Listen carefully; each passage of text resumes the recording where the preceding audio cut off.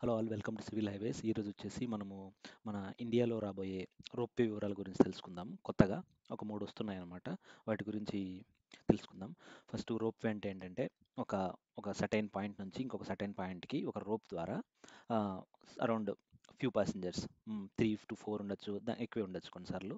So, వాళ్ళని కొన్నిసార్లు ఒక్కరైనా ఉండొచ్చు. ఒక గ్లాస్ షేప్‌లో ఉన్న దాంట్లో ట్రావెలింగ్ చేస్తారనమాట. సో, ఈ ఈ రోప్వే టెక్నాలజీ. సో, ఇది ఫ్యూచర్ అనమాట నెక్స్ట్. సో, ఫస్ట్ రోప్వేలు వచ్చేసి ఇండియాలో చాలా ఉన్నాయి. ఫస్ట్ వచ్చేసి బీహార్‌లో 333 మీటర్లు ఉన్నదనమాట. అది వచ్చేసి 1960లోనే కట్టారు. డెవలప్ చేశారు. తర్వాత లాంగెస్ట్ వచ్చేసి 5.5 కిలోమీటర్ ముజోరీ డెహ్రాడూన్. ఇది ఉత్తరాఖండ్‌లో ఉంటుంది. అలాగే వీళ్ళ మెయిన్ మోటో ఏంటంటే బై 2030 ఆహ్, 200 200 ఆల్రెడీ ఉన్న వాటిని కాకుండా ఇంకా 200 డెవలప్ చేసి అరౌండ్ 1200 కిలోమీటర్ లెంత్. ఒక్కొక్కటి 2 కిలోమీటర్లు ఉండొచ్చు, 3 కిలోమీటర్లు ఉండొచ్చు.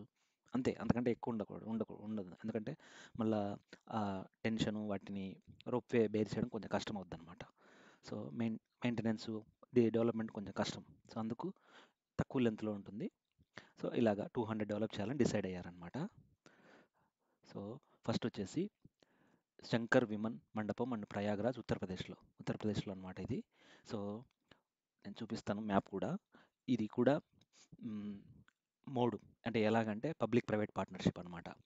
హైబ్రిడ్ యానిటీ మోడ్ అంటే ఏంటంటే ఫస్ట్లో బీఓటీ మోడ్ ఉండేది, బిల్ట్ ఆపరేట్ ట్రాన్స్ఫర్. అంటే కాంట్రాక్టర్ మొత్తం డెవలప్ చేసి అంతా అతనే ఆపరేట్ చేసి కొన్ని కొన్ని ఇయర్స్ వరకు తర్వాత ట్రాన్స్ఫర్ చేసేవాడు. తర్వాత ఈపీసీ అని ఒకటి వచ్చింది. ఈపీసీ అంటే గవర్నమెంట్ చూసుకుంటుంది, కాంట్రాక్టర్కి సర్టెన్ అమౌంట్ ఇస్తుంది అనమాట. అతను డెవలప్ చేసేస్తాడు, మొత్తం గవర్నమెంటే డబ్బులు ఇచ్చేస్తుంది అనమాట. సో, అలా కాకుండా హైబ్రిడ్ అంటే బీఓటీ ప్లస్ ఈపీసీ 2 కలిపి మోడ్ ద్వారా డెవలప్ చేస్తున్నారు. సో, అంటే ఏంటంటే గవర్నమెంట్ కొంచెము, కాంట్రాక్టర్ కొంచెము అలాగా మొత్తం.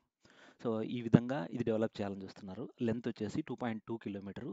అలాగే నెంబర్ ఆఫ్ స్టేషన్స్ వచ్చేసి 2 ఉంటాయన్నమాట. Direct first point, second point, మధ్యలో ఇంటర్మీడియేట్ ఏం లేదు. అలాగే మధ్యలో టవర్స్ ఉంటాయి. అవి వచ్చేసి 3 ఉన్నాయి. Capacity 400 passengers per hour. ఇంకొకటి ఇది by cable jig back technology. అంటే ఇది one type of technology to bear this glass. Okay. Glass room లాగా ఉంటుంది. దాన్ని బేర్ చేయడానికి ఒక టెక్నాలజీ అనమాట. సో, కాస్ట్ వచ్చేసి 130 క్రోర్స్ ఆల్మోస్ట్. ఓకే. అలాగే 400 ప్యాసింజర్స్ పర్ అవర్. గంటకు 400 మందిని తీసుకెళ్తుంది అనమాట. సో, త్వరగా అయిపోద్ది. నేను నెక్స్ట్ స్లైడ్లో మ్యాప్ చూపిస్తాను. అది చూడండి. ఇది శ్రీ ఆదిశంకర్ విమాన మండపం. ఇక్కడ నుంచి ఇక్కడికి త్రివేణి పుష్పం అని ఉంటుంది. సో, డైరెక్ట్ ఇలా రావాలి కార్లో అయితే. ఇలా కాకుండా నాకు తెలిసి ఇలాగ కనెక్షన్ ఇచ్చేస్తారు డైరెక్ట్గా. సో, మనకు యమునా రివర్ని కూడా ఒక వ్యూ కూడా ఉంటుంది. అది ఒక మంచి అట్రాక్షన్ అనమాట, టూరిస్ట్ అట్రాక్షన్. సో, ఇది మెయిన్ ఇదొకటి. నెక్స్ట్ వచ్చేసి మహాకాళేశ్వర టెంపుల్, ఉజ్జయిన్, మధ్యప్రదేశ్లో. ఇందులో ఏంటంటే 3 స్టేషన్లు ఉన్నాయి చూడండి. Ujjain railway station, Triveni museum, Ganesh colony. Okay. ఇది కూడా mode of implementation hybrid annuity mode అనమాట. Hybrid annuity mode. ఇంకా నెక్స్ట్ వచ్చేసి లెంత్ వచ్చేసి 1.7 కిలోమీటర్. అంతకుముందు 2.2, ఇది 1.76. కాస్ట్ వచ్చేసి 199 క్రోర్స్. ఎందుకంటే 3 స్టేషన్లు ఉన్నాయి. అదొకటి అట్రాక్షన్. త్రివేణి మ్యూజియం నేను మ్యాప్లో చూపిస్తాను. తర్వాత కెపాసిటీ వచ్చేసి 64,000 ప్యాసింజర్స్ ట్రిప్స్ పర్ డే. అలాగా ప్లాన్ చేస్తున్నారు. అంటే ఇలాంటివి నెంబర్ ఆఫ్ అంటే ఎక్కువ తీసుకోవడం కానీ అలాగా ఎంప్లాయీస్ అన్నీ చూసుకొని డెవలప్ చేస్తున్నారనమాట. సేమ్ ఇది వచ్చేసి మోనోకేబుల్ డిటాచబుల్ టెక్నాలజీ. అంటే సింగిల్ కేబుల్ ఉంటుంది. అది వచ్చేసి by cable. Okay. Number of towers 13 ఉంటాయి వీటి మధ్యలో. వాటినన్నింటిని చూసుకుంటారు అనమాట డిజైన్ చేసేటప్పుడు. ఎంత లెంత్ ఉండాలి రెండింటి మధ్యలో, టవర్స్ మధ్యలో, అవన్నీ స్పాన్ అవన్నీ చెక్ చేసుకొని డిజైన్ చేస్తారు.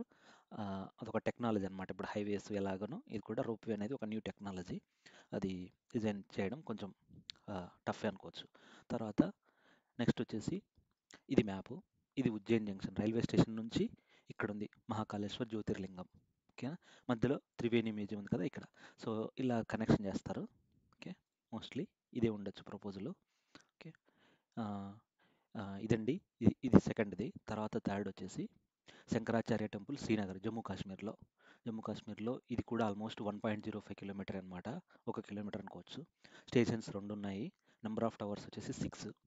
Capacity 14,000 passenger trips per day. అంటే కొంచెం తక్కువ capacity. Okay. Hybrid annuity mode ఇది కూడా. అలాగే కాస్ట్ వచ్చేసి 90 crores. 14,000 passengers per day. Same technology, monocable detachable technology. చూపిస్తాను నెక్స్ట్ దాంట్లో. ఇక్కడ చూడండి, offers panoramic view of Dal lake అనేది చాలా ఫేమస్ కదా జమ్మూ కాశ్మీర్లో. And one of the oldest temples in Kashmir which is also known as visited by ఆదిశంకరాచార్యులు గారు విజిట్ చేసిన టెంపుల్ అనమాట. ఓకే, సో ఇది యాక్చువల్గా ఇక్కడ నుంచి ఎబ్రాన్ పార్క్ నుంచి ఇక్కడికి శ్రీ శంకరాచార్య టెంపుల్. ఇలాగ హెయిర్ పిన్ బెండ్స్ ఇవన్నీ ఉన్నాయి కదా, ఇవన్నీ దాటుకోకుండా డైరెక్ట్గా ఒక రోప్వే ద్వారా మనకు ఇక్కడ ఉన్న దాల్ లేక్ కూడా మనం ఒక వ్యూ చూడొచ్చు అనమాట. సో ఇది ప్రపోజల్. సో ఈ 3 రాబోతున్నాయి అన్నమాట. డెవలప్మెంటు, మెయింటెనెన్స్, ఆపరేషన్ అంతా హైబ్రిడ్ యానిటీ మోడల్ చేస్తున్నారు. ఇదండి వివరాలు. Thanks for watching. Please subscribe my channel.